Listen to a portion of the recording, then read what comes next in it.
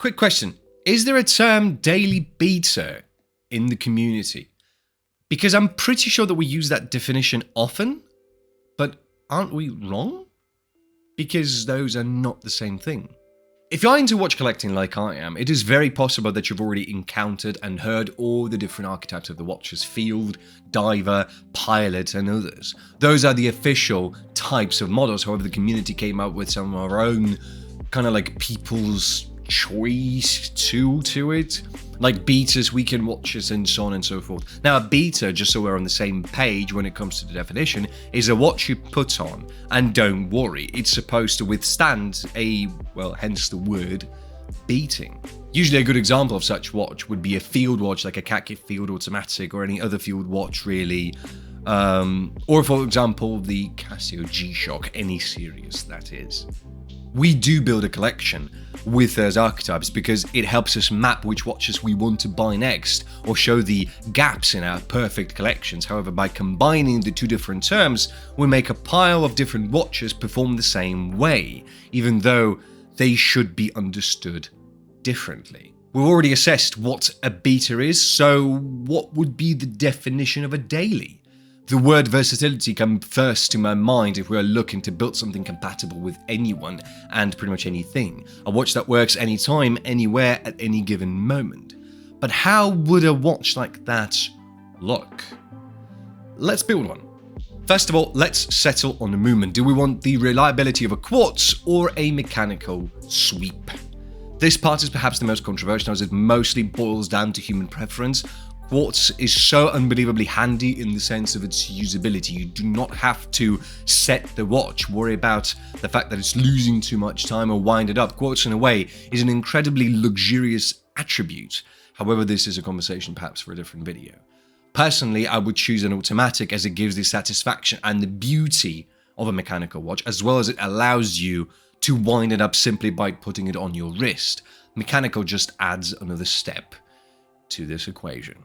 Now let's take a look at the strap. Should it be a bracelet, fabric, or any other special or fancy material, or a leather one? Even though it feels quite or slightly counterintuitive, we can cross NATO out of the list from the get-go. They were designed for soldiers and therefore logically it would suit anyone in their daily activity. However, they are quite specific in their usability and may not work with everything you're wearing. It's not versatile enough to be worn with any watch at any given situation. Leather, albeit being a great choice almost for any watch, can be a bit too formal for this specific choice.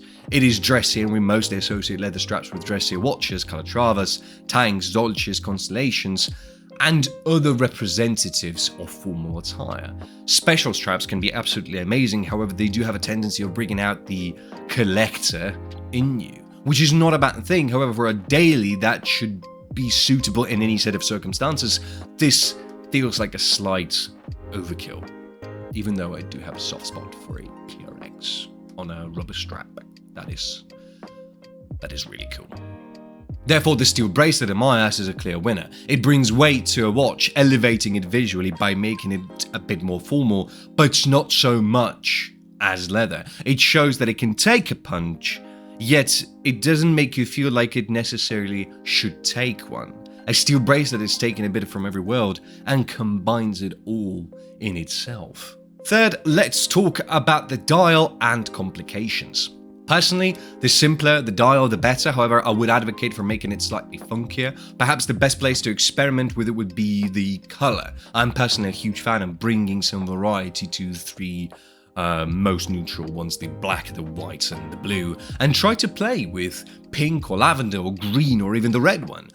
Out of all those things we're trying to keep here as neutral as possible, I think the color is the one that can help you bring out the fun part of your watch. When it comes to the complications, day and date should be the only ones there, as we are looking for versatility as our main goal. Essentially what we have built here, it looks like Tissot PRX or Citizen Ciosa, or if we were to stretch it a little bit, then it would be Longines Grande Classique or Tudor Black Bay, or maybe Explorer 1, which from my point of view explains rather well why those watches are so incredibly popular. A watch this versatile for the most part would fit anyone's lifestyle, anyone's occupation, or anyone's clothing. Versatility doesn't exactly equal the best, therefore there's an argument to be made that in your daily life, you would need some other watch, like a G-Shock or an Eredivisie. The point is though that those two different watch types should be taken separately, and that way you can tailor your collection to any specific events you do have in your life and give you a little bit more space for exploration or for experimenting or just to have a little bit of that fun. Because that makes the hobby just so much more fun. Thanks everyone. My name is Gleb. You were here at Bands and Buckles. See you next time. Cheers.